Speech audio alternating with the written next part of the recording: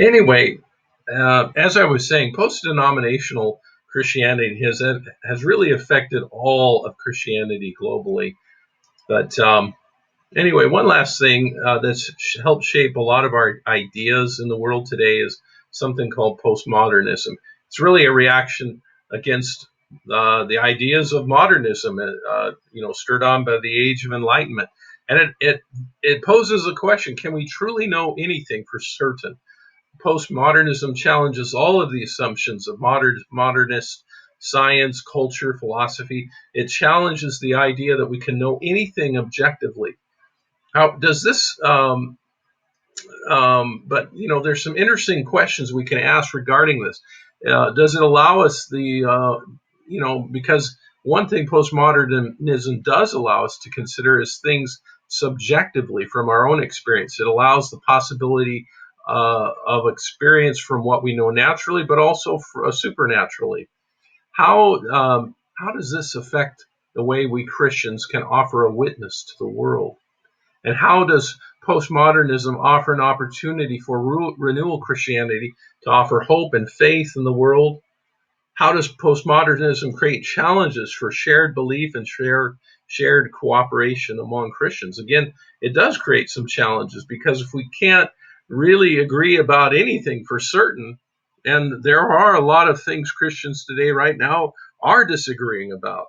But I think, I think I go back to this John Wesley's quadrilateral theology. I know it's 200 plus years old, but it still makes sense to me that, scripture and tradition help create the boundaries for what we think as Christians.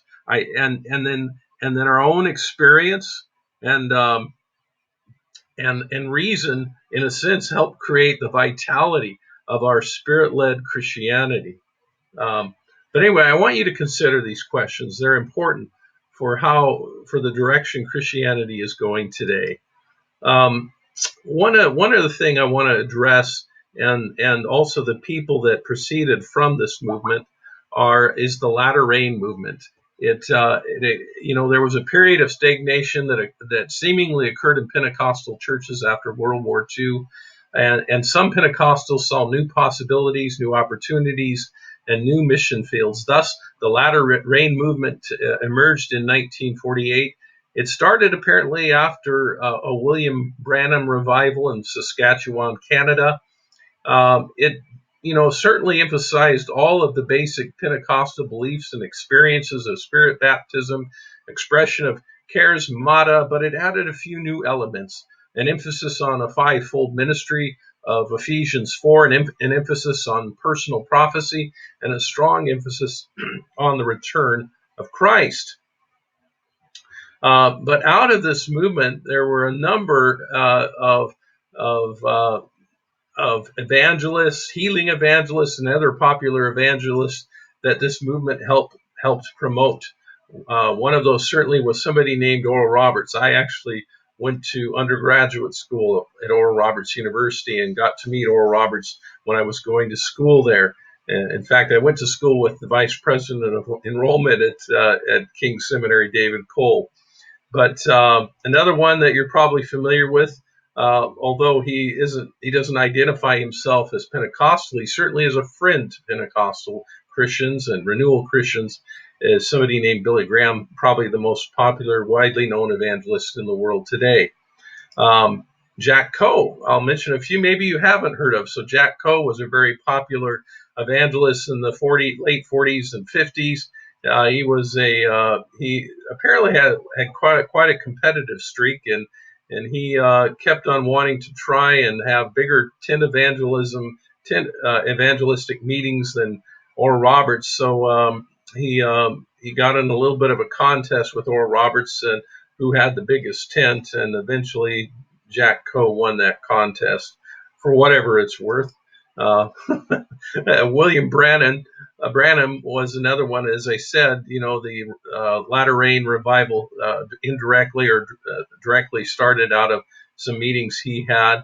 And he had a profound healing evangelistic ministry, but sadly, his followers, after his sudden death, kept on having meetings in memory of William Branham.